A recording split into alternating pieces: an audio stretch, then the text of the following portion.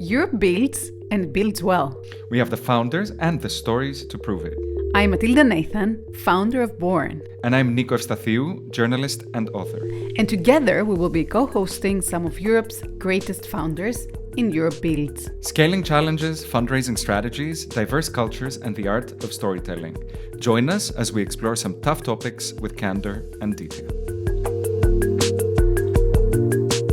So, as you can tell, Alex is our first speaker for the Europe Builds podcast.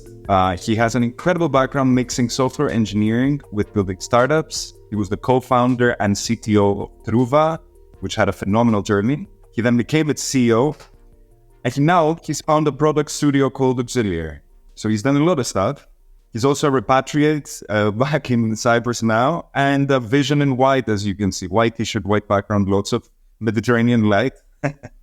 So Alex, thank you so much for being here with us today. Thanks for our first having episode. me. I really appreciate it. Thank you, Alex. I guess we can give you the floor as well. And if you were trapped in an elevator with someone going really high up on a skyscraper, say, and you had 3 minutes to introduce yourself, what would you say about your own journey, Alex? It's one of those questions where it's like, oh, how can you do an elevator pitch and like present the best side of you? But I think, the most simple way of looking at it from a professional perspective, my skill is in tech, so I like building products. Software is something that I've been doing for a very long time. I started very young, and the reason I did it was just because you could create something and get it in front of a lot of people very quickly. But not only that, you could iterate and change it so fast. It wasn't like I built this thing and now I can't change it anymore. No, I can change it as it is alive and make it better. And I think one of the most fulfilling experiences for me early on in the Trouva journey, the business that I ended up founding, was when I saw a person in the bus using the app that we have built early on. And I was like, oh my God, man, I don't know this person, but they're using something that I built. And that was something that kind of stuck with me for a very long time. So one part is kind of software engineering, everything from building and product and design. And then on the other side, it's more actually building a business, thinking about the commercial kind of viability of that business, understanding the financials, the fuel that makes this thing continue. Once the fuel is gone, you're done, right? So everything around building teams, understanding how you unite people under one vision, how different personalities want to go in different direction, but how do you harness that and turn it into a power? I guess I think I'm at 90 seconds now. To finish it out, I'm a tech, software-minded person that loves building, and building extends across software and business as well. Great time management skills as well, right? I have to say. Important for a founder. Yeah. But what you're saying made me think, actually, before Trouva, what was the very first thing you actually built as an engineer? Maybe when you were 10, 13, the very first thing. Yeah, so it's really weird. So there's this library inside, well, it's not a library, it was a bookshop.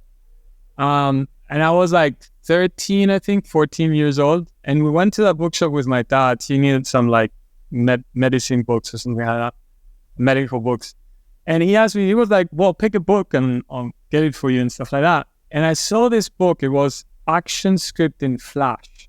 So this is early days. This is early 2000s, where this book had this cover where you had 3 big circles that were basically, you could see, it was almost like a screenshot of something that was alive, an actual UI.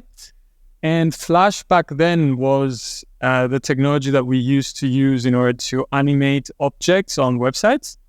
So I was like, I want this. And he's like, well, what is that? And I'm like, well, I don't know, but it looks good. And I opened it and I remember code snippets. That was the first time where I looked at code. I had no clue what that was. I think I was 13, 14. And it just piqued my, I was intrigued. I was so intrigued by it. So that was the first book. That the first thing I built was basically a circle that was moving around the boundaries of the window. And it was interesting because it had to stop at the boundaries. And I was never good at maths, right? So like I had to like, and you had Google, but you didn't really have a lot of the stuff that you have today that make your life a little easier when you're doing those kinds of things. So that was kind of the first thing. And then I ended up I went into online gaming. I started building stuff there. Then at some point I was part of like a few groups on IRC, which were doing various things online. And then I just kept going.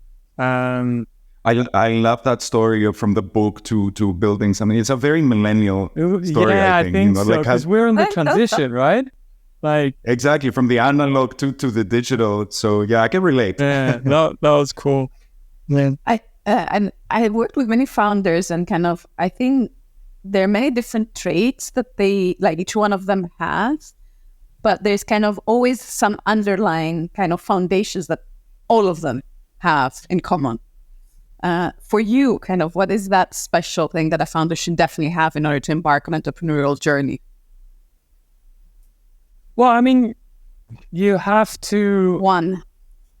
Number one, you have to... Well, I guess just the decision of going down that path takes a certain level of guts, right? Like, you don't just wake up one morning and... Well, you can wake up one morning and say, I'm going to build my own business. Part of it, I guess, is also ignorance on how hard the journey is. Like, you don't really know.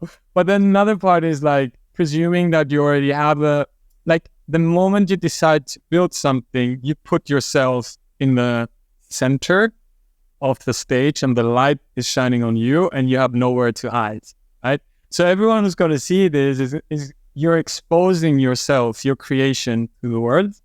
And that has positives when it's going well, but a lot of like criticism and negative feedback and what is this? Like, I don't understand what you're doing. Like, why is it like that? It should be like this and blah, blah. You get all that kind of stuff. So guts is one thing to just get started and continue doing it after you go through the first cycle of eating shit, basically.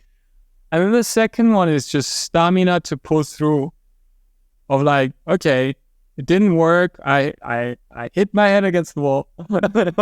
Now I'm going to do it again, and I'm going to do it again, and I'm going to do it again. And then over time, it boils down to intelligence in terms of like being able to stop hitting your head on the same position on the wall and starting to kind of like figure out how to be smarter and faster about how to find the proposition that works. I guess I would encapsulate it like that. But Matt, like, what have you seen? Like, I guess like a lot of different founders have like different characteristics. I would definitely say that stamina is one of the things that I've seen in every single one of the founders I worked with. I don't think entrepreneurship is for everyone, but the people that actually go down that route, they never take no for an answer. They just put their head down and that like they really believe in the vision, their vision, and they just go for it, like with immense tenacity, like day after day, year after year, they just go for it, which is something that I admire personally a lot. Yeah.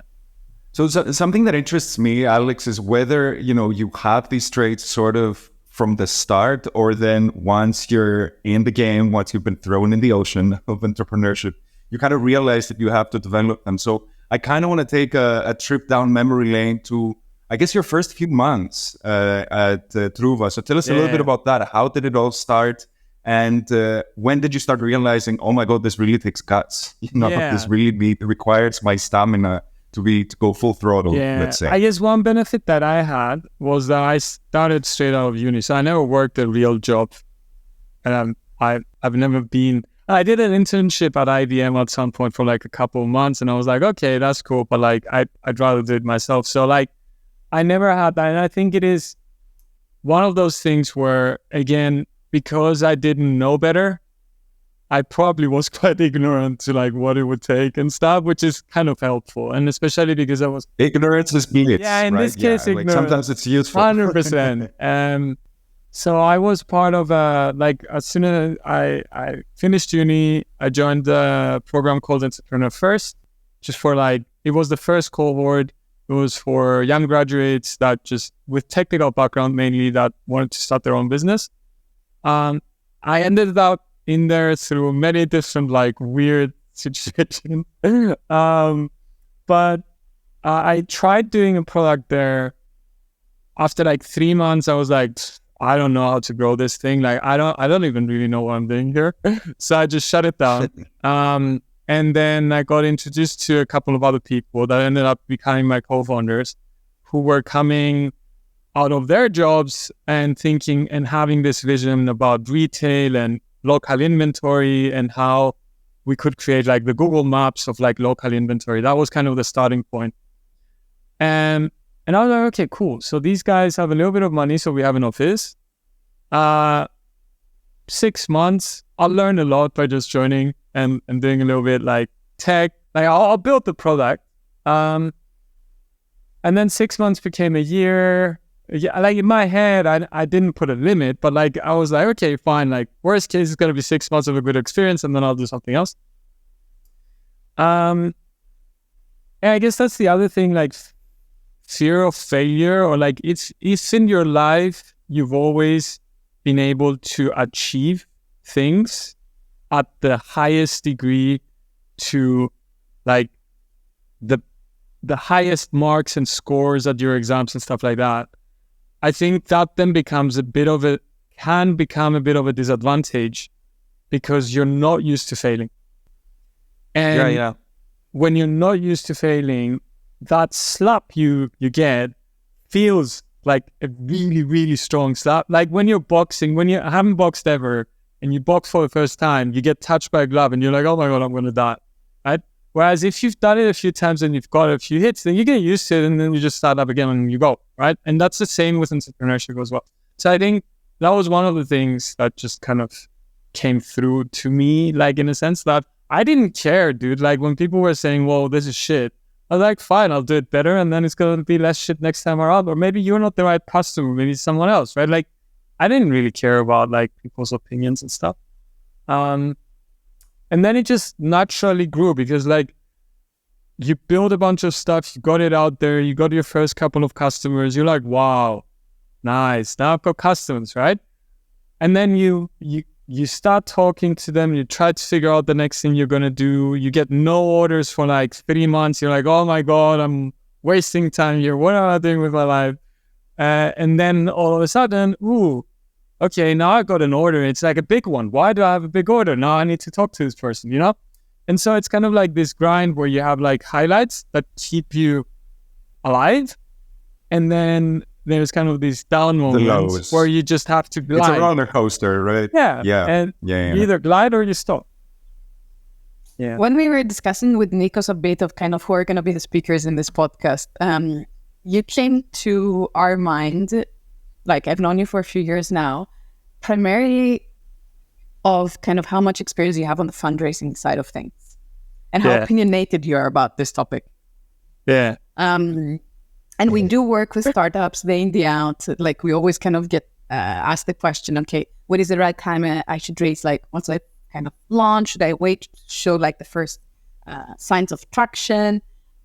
So I just wanted to share with kind of the audience a bit of about your fundraising journey in a way that will kind of give them a few insights of when it is the right time to raise. Cool. Hey, just for kind of context, with Trouva, so we started the business in 2013, sold the business in 2022. 2013, it was started in London, so it wasn't early startup days, but it was relatively early still then. There weren't that many funds around, seed rounds were very small back then and all that kind of stuff. And over the years, we raised up to around $40 million. 4-0. So that's kind of the experience over the years. And it wasn't kind of a straightforward, 1 round, 2 round, 3 round done. There were convertibles and bridges and all that kind of stuff in the middle, which is, if everything goes great and it's just a straight line up, then and you have experience managing the opportunity and the funds and all that kind of stuff well, then it's a bit more of a straightforward journey. When you're a first timer or like things aren't going that well, then you end up with having a lot of like intermediate rounds, which then may be published as one big round, but actually it's not, right? Like it's smaller chunks that you took over time. So that's kind of the experience overall. Mainly raised from European and UK VCs. Didn't raise anything from US VCs. So that's framing the picture, I guess. And at Trouva, as co-founders, we were 3 co-founders. All 3 of us were involved in the fundraising journey of the business. So it wasn't like, you're the CTO, you don't get involved, or we have an investment advisor that does everything, and then we just go at the end and do like some due diligence or whatever. It was genuinely like going through the entire funnel of doing first calls, second calls, getting new people in, like figuring out how to get money and all that. So that's just frame the picture. In terms of fundraising overall, like I think businesses need capital to succeed. Right? Like the minute you don't have capital, you go bust. Right? It's your fuel, right? And the question really is, how much fuel do you need at what point of time in the life cycle of a business? And what is getting that fuel in going to mean for the future of the business? So what does that mean? For example, if you're a bootstrap business, because somehow you've managed to build it up to a certain point without requiring external capital, that means that you probably have quite a healthy P&L in terms of like it's profitable. Might not be making a lot. You might not have a massive growth curve. You might not be making a lot of money, but like it is profitable to a certain degree. So you are in control of your own destiny, much more than if, for example, you are growing the business unprofitably and you're relying on the fuel coming from external sources to continue growing, which means then that you have a certain life cycle, a certain runway.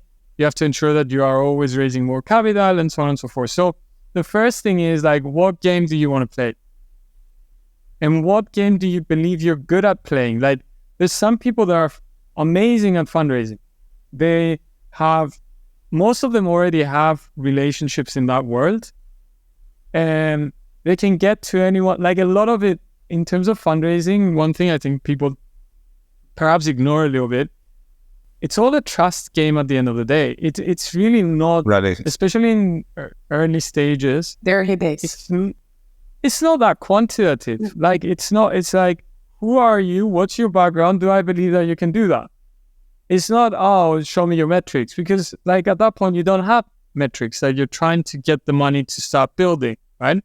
And it's not a bank loan, like it's not like you're going and showing, here's all the collateral that I'm going to put in order to get that money.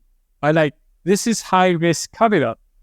So it boils down to who you are, who you know, and why you can persuade people that they should trust you, that you will multiply the funds that they're going to bring in order for you to fulfill your vision. One thing on that, I think it's a very important point you're making here, and you've spoken about this before. I found it fascinating. You've spoken about how it's very important to be authentic with your investors and very honest. Maybe admit the shortcomings, or maybe admit what you don't know and say, I'm going to come back for sure and give you an answer on this to build trust. But how do you do that? And would you give a tip to a sort of new founder who's just very ambitious and really wants to, go high flying and overconfident in a meeting to like razzle dazzle the investor? Like maybe sometimes that doesn't always work, right? If it comes across as insincere. Yeah, for sure. Like authentic doesn't mean that you can't be ambitious and you can't reach for the stars. That is authentic in its own right. When like for me, authenticity is more consistency. Right? Like if you're pitching that, then you also need to, I need to feel that you can build a team of 100 people in 2 months if you're reaching for the stars, because you're probably going to have to do that, or you can hire the people that are going to do that for you. And I also need to feel like you are going to stick around when things are going to shit, because inevitably at some point they will, when you're reaching for the stars, right? Like the entire picture needs to make sense. If I don't get that vibe from you, then the story doesn't make sense. That means that I don't have trust, right? So I think it's more important to kind of laser in like across the picture that you're pitching, the vision you're displaying, the personality you're showing, and then even the numbers in terms of your P&L or whatever you're giving to the investors, all of that stuff needs to make sense, needs to be consistent. Yeah. Whether that is sorry. I have a question for you there. You said numbers. So I'm going to kind of grab that and go back to kind of your personal fundraising journey. How much revenue were you making when you raised your seed, your Series A, and your Series B round? So seed, we're making very little. Like we did have some revenues, but like it was like it definitely didn't justify in terms of like if you were just looking at it purely from a numbers perspective. Like in most startups, like so you much? Would never. I don't remember the exact numbers anymore. It's been a very long time. But like less than $1 million a year. Yeah, for sure, less than $1 million for sure, especially seed for sure. I think, but like that's again the other thing. That's the second thing that I would say that people are getting perhaps a little bit confused about: benchmarks. Right? They don't mean anything. It's not like, at least at the early stages, it doesn't matter. Like it really, the benchmarks, for me to raise 500K, do I need to make revenue? Do I need to make $500,000 revenue? Do I need to make like, how much revenue should I be doing in order to be able to raise $500,000? Wrong perspective, wrong question. The question is very different. The question is, at those stages, the question is, what is your vision? Where do you want to get to over the next 18 months? How much do you believe you'll need in order to get to that point? And then at that point, what is the future and what does the future look like? So for example, if you're a marketplace, and the business model plays a very big role, right? Marketplaces are very, very hard to build in the first place. Like there is a certain capital investment required just to get started, because like you've got a lot of different tools that it's cheaper now. It was more expensive before that, but like there's a lot that needs to be done. Plus then you need to build up a certain supply side to have liquidity to then get the demand side in. So like the initial phase is very capital intensive, right? So in that case, you probably need more capital to achieve less in the first 18 months. But then from there onwards, you can show that there's going to be faster growth because you'll have the fundamentals in place. An experienced market... It's more exponential, let's say. It's like more cumulative, exactly. Right? So an experienced marketplace investor will see a plan and will be like, well, if you show me a plan where in 6 months you're making revenues and you're making money and all that kind of stuff, and that justifies... Or like, if I see a P&L where I'm like, or a plan where I'm like, this doesn't match what I expect marketplaces to do. So either you have a secret sauce somewhere that you need to show me, or you don't understand your model, at which point I don't have trust, so I move on. So it's so specific. Or like if you're doing a new age insurance company, you need a certain amount of capital just to be able to get the licenses to get started. So in that case, it's so different. So I would... But I just want to go back to I understand that benchmarks are not as important, but I think like if we generalize, not specifically Trouva, but overall marketplaces, kind of, when did you know that maybe a Series A or a Series B was due? We knew it when we were looking at our kind of like bank account, seeing the money going down, and being like, okay, so how do we get the business to the next stage? Well, either we are going to try to get this business now to profitability, at which point it means that we will cut costs, reduce investment in product and tech, and get the revenues and the contribution that we get from the revenues over the OPEX costs, right? So that's plan number one. Or we are going to maintain and build up even further on the costs because we believe that with that extra investment, it will allow us to expand internationally, to expand to the US, to add a new product or whatever. Okay, what do we want to do? Plan A or plan B? And typically we were like plan B, except at the point where we were like, okay, we need to sell the business now. But like typically it was plan A is raise because we need those extra funds in order to do more investments, not cut costs, because we believe it's going to get us to a better point, which unlocks a bigger amount of capital for us. And that's the third thing, which is like during the lifetime of a business, there are points of opportunity or points of decisions where you either decide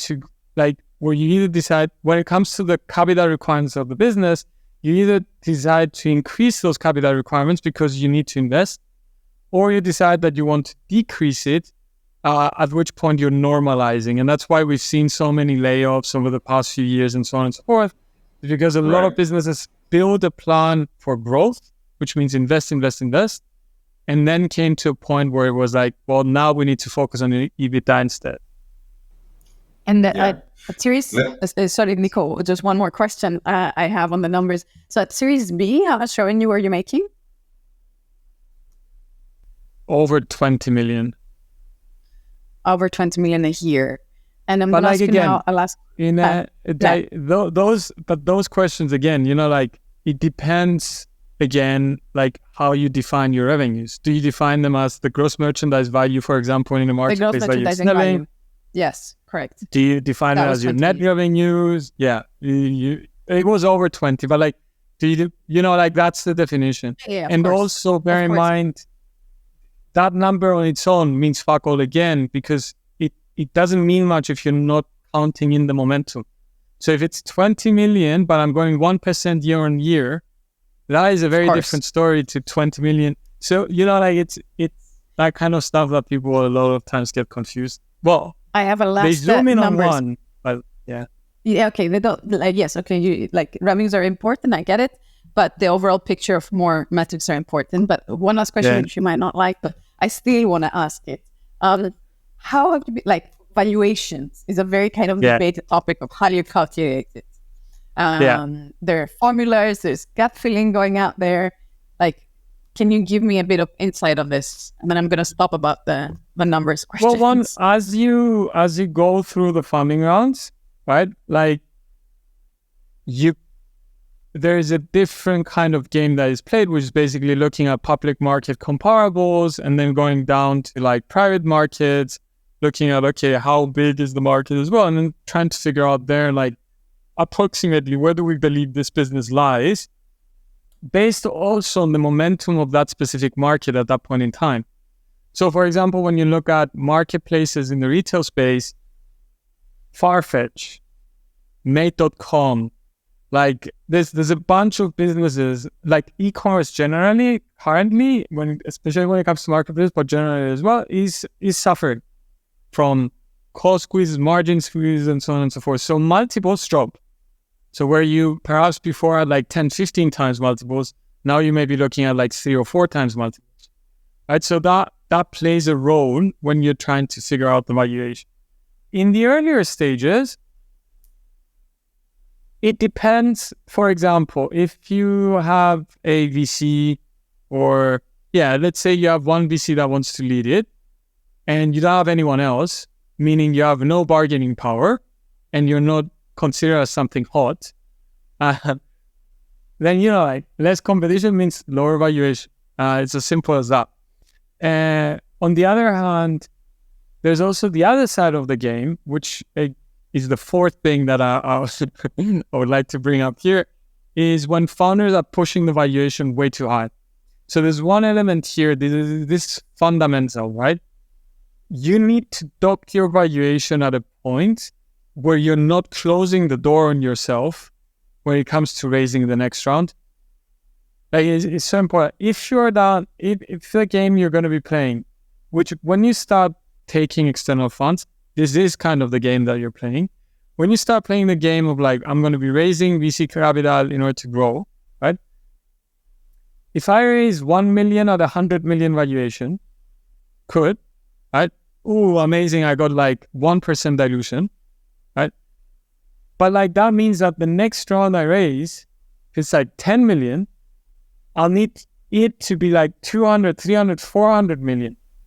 Right. So you're just a commitment to you keep raising the stakes too high, I guess, then for the future. Exactly. Right? So you have to be strategic about it. Like, do not push the valuation too high in order to avoid a little bit of dilution now, because like the game is over if you need money tomorrow, and you can't say that the valuation is higher and you're going into a down round, signaling issues, terms in your term sheets that are going to change, all sorts of problems. So I think experienced operators and founders and CEOs or whatever, like you see the experience sometimes that they are willing to leave some money on the table. They are willing to kind of like play the game in a more strategic and forward-looking game rather than like a decision of like, okay, let's just take the best deal that we get now with the hope that, oh, when we want to raise again, we're going to be able to kind of get there. Mm-hmm. I have to say, from a journalist's perspective, we are obsessed with valuations when we cover startups. Yeah, because so maybe there's like it's the best clickbait. It's a clickbait.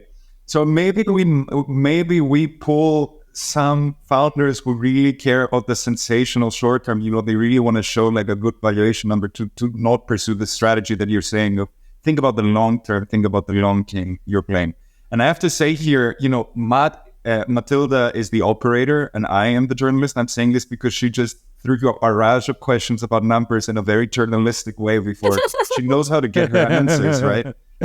But I wanna, Alex, ask you for some sort of more personal stories if you wanted to share about fundraising strategies fundraising strategy that worked, if you can get us in a meeting where something really worked in an unexpected way, and something that really flopped for you, like a fundraising meeting where you thought it was going to go great and it didn't really go great, and why that was. And really curious to see, you know, some of the unexpected details there.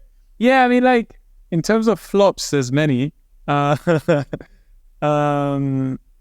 mean, there were situations where in the meeting I had investors being like, well, this is not for us. So how else can we help? Which that for me actually is a really good outcome. Like, it's so important to remember that getting a clear yes or a clear no fast, like a clear no fast, is so much more valuable than, you know, another meeting and like not really a no, but not really a yes and all that kind of stuff. Like that's something that like really tears up your soul. Maybe it's not a personal story on, oh, this amazing thing happened in this specific fundraising meeting, because you can imagine I've done hundreds. But like, what I can say, like in terms of something that really tears on your soul as a founder, is when you have like 10 open conversations, 8 of them are just, you know, kind of yes, but not really, and we'll need to see, and blah, blah, blah. And you never really get a rejection from like 5 of them. It's just like, it just fizzles out. And that just like, you want certainty in order to be able to continue. Things that worked well, I mean, like, I tended to be quite, like, I guess authentic in a sense in fundraising meetings. So the point wasn't to shy away from conversation or debates. The point was to engage in them. And there were points where things got heated in fundraising meetings, but then turned out becoming a success as well. But yeah, like it's a bit of a learn. Go for it, Niko. No, I just want to say I really liked your response on the first one. Is something I've heard from other founders as well, how no sometimes is actually a great answer. Yeah. It can be constructive as well. It's this murky water that is sort of the most soul crushing, and that sometimes you as a founder, you have to understand, you have to say no. Like you have to say no for the other person because you have to interpret what their actual intentions are, right? And I guess that's really important to be able to do. I guess generally FOMO works. So if you can plant signals and make people, well, you know, like people talk to each other in the VC community, like they will talk to each other. And so the positive to that is you can plant FOMO. The negative to that is that when one says no, then the word travels. Everyone else says no. So yeah, very quickly you're not the sexy thing anymore because like you got 5 no's and now no one wants to kind of engage, right?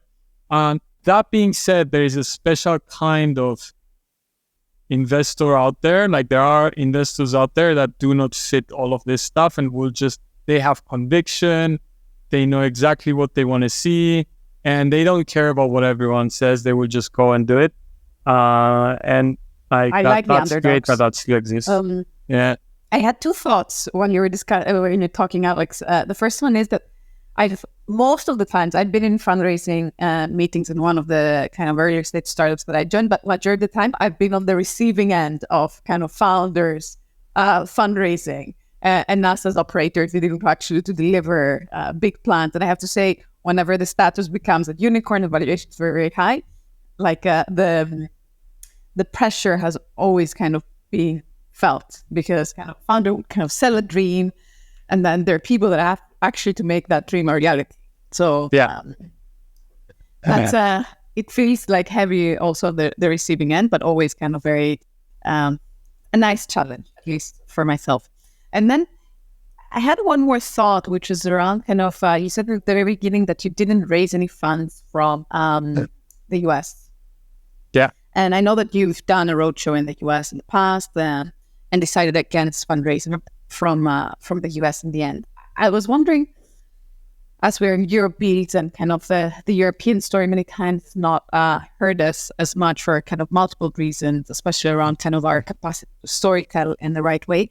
I was wondering, the fundraising process and kind of the storytelling aspect of it maybe, how different it is in Europe and the US when you were doing that roadshow. I think it's changed a lot over the years, to be honest. We didn't take money from the US because, quite frankly, we were running out of money and didn't have any clear commitments. So went back to Europe that we knew better. I think if we had gotten around from the US at that point, we would have definitely taken it because it would have just opened a different type of, opportunity for us as well. And now, in terms of like differences between the US and the UK or like Europe, I guess. Yeah, there's kind of like the stereotypical founders in the US are a lot more ambitious, bullish, higher energy levels, will paint the dream, much better at storytelling than the European founders. I mean, I guess some of it is true and some of it probably is cultural as well, in terms of like growing up believing that you can rule the world versus growing up thinking about how you can fit in society. Perhaps like there is a little bit of a difference, I guess. Stereotypes, but like there's some stuff that we can draw from that. That being said, like there's a lot of ambition within Europe as well. And there's people like working really hard to make things grow and exist. And like look at Revolut, right? Like look at Spotify. Like there's so many Ys, like these are all European founders. So there's talent here for sure as well. I guess for me, it always boils down to, again, consistency and aligning or like adjusting to the environment that you're in. And of course, when you're raising in Germany, for example, there is a bit of a difference in terms of like what things people find important there. Again, a bit stereotypical. So you need to actually understand who is the person I'm talking to. A lot of German funds have American partners sitting there as well. Like, so it's to make sure you know who you're talking to. And then perhaps adjust so that the message comes through based on what they've done before. So if I know that a partner I'm going to be talking to has done investments in these 3 companies that are relevant to mine, then of course I'm going to align part of my pitch to ensure that I'm bringing those as examples in a way that they can build a better picture of like who I am. So those kinds of things I think are quite important. Do they tend to ask similar questions, or kind of one side is more technical, the other one side is kind of more going for the vision? So in the US, like my experience was that they were a lot more like focused on how big can this be?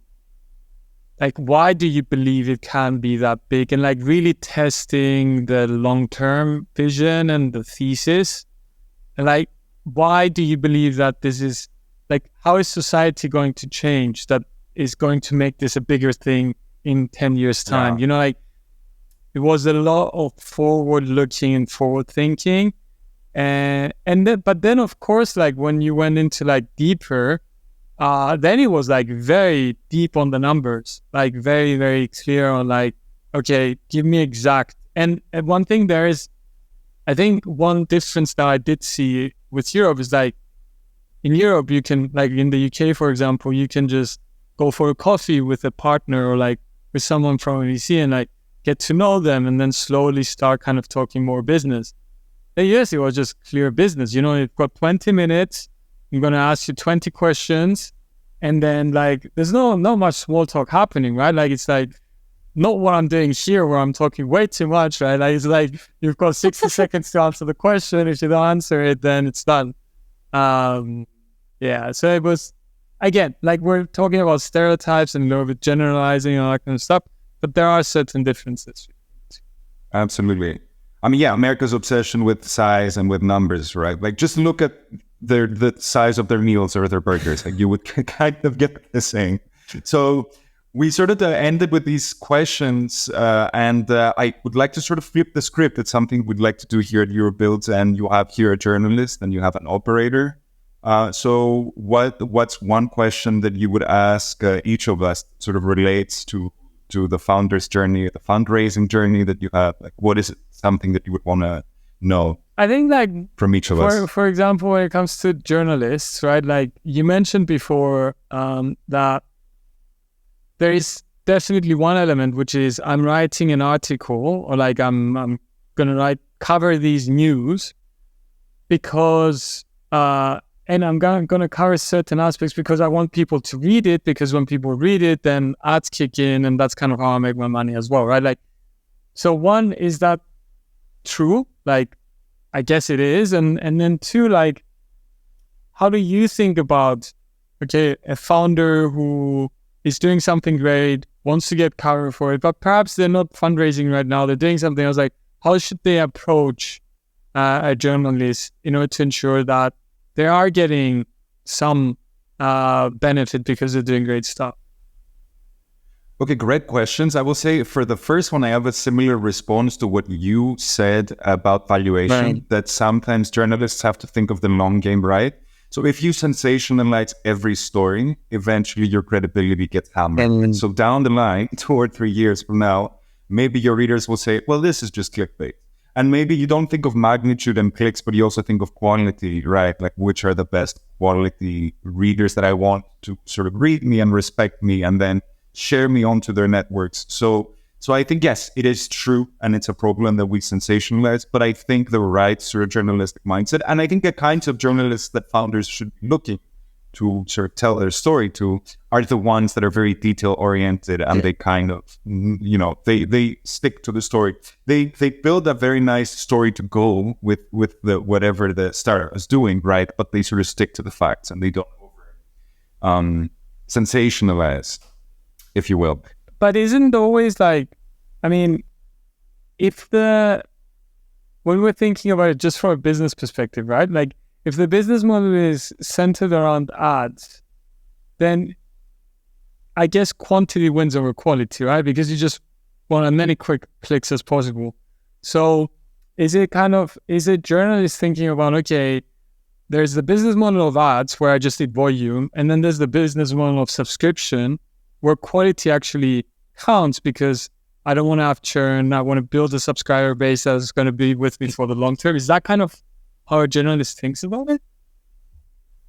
Yeah, lots of existential questions there. I mean, you're scraping to the soul of journalism. But yeah, I think it really depends on the kind of medium you are, right? And the long-term game, I think even if you care about clicks, like eventually down the line, if your content is just BS, people know. So down the line, they're not going to end up like clicking, even if the title is very catchy, right? So whichever way your business model is, I think down the line, you need to sort of avoid quality. And very quickly, on your second point, like the sort of advice you give to a founder that's not ready, but how can they approach a journalist, even if they don't have this big story to tell yet?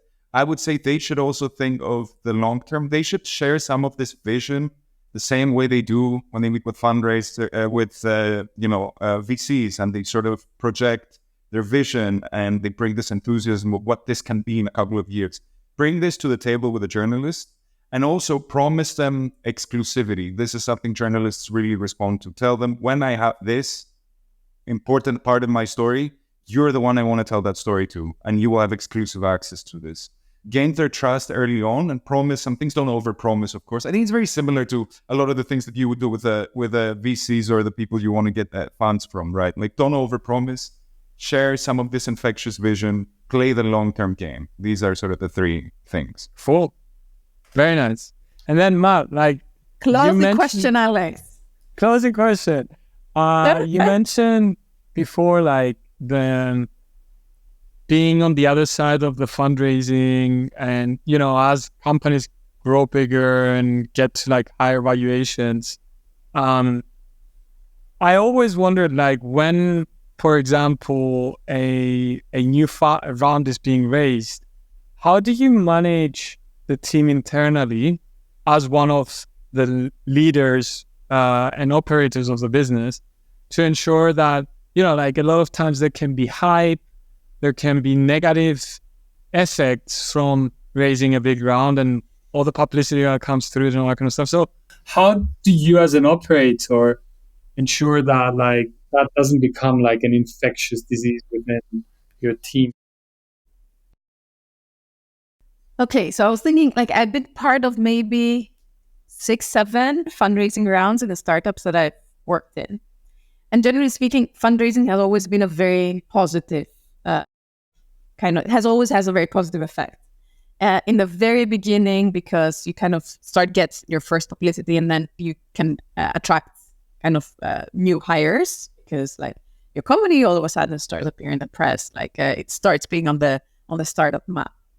And even at later stages, kind of there is proof that there are people that are really interested. Even when I was at Deliveroo at kind of the latest rounds before the IPO, it actually means that this company is going somewhere and it's getting the traction from investors. Now, I think the negative effect, and kind of where it becomes a bit challenging, is when a funding round is linked to a big change in a business model. Just to give an example, when I was at Zico, I started there before our Series C round.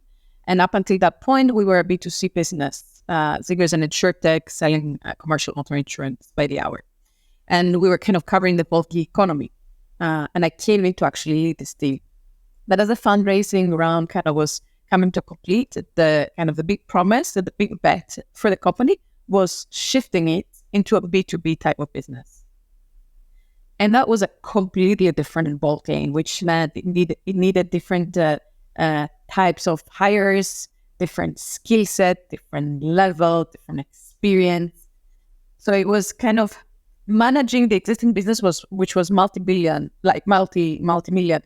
business, while at the same time kind of creating a new company within the bigger organization that had to overtake that business. So there is a lot of pressure to deliver against investors. And that was kind of the most challenging part of the job for me, to actually keep the team intact and keep kind of the team going to fulfill that vision.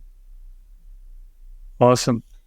Yeah, learning all around, the 360 view. Exactly. I don't know. Alex, thank you so much. And us. Yeah, I'll wrap it up here. Thank you so much. Thank you so much for being here with us. We really did not do it the American way of like 20 targeted questions. Let's keep this at 20 minutes. It was very much a Southern European open, candid chat. But we love that. And I think there's so many interesting insights that you gave us with regards to what really works in fundraising. What does authenticity mean when you do it? What sort of guts are required in this journey? So thank you so much for all that you shared with us. Thanks for having me. And to our listeners, thank you. To our listeners, thank you for listening to the first episode of Europe Builds, a podcast where we bring Europe's greatest founders and we discuss their entrepreneurial journeys. Join us for the next episode where we're going to have another great European story and delve into another topic where a founder truly excels. Until then, take care. Thank you for joining us for another episode of Europe Builds, where we show that the European ecosystem is no longer an underdog story. If you liked our episode and want to hear more, follow Europe Builds on Spotify, Apple Podcasts, and Born's YouTube channel.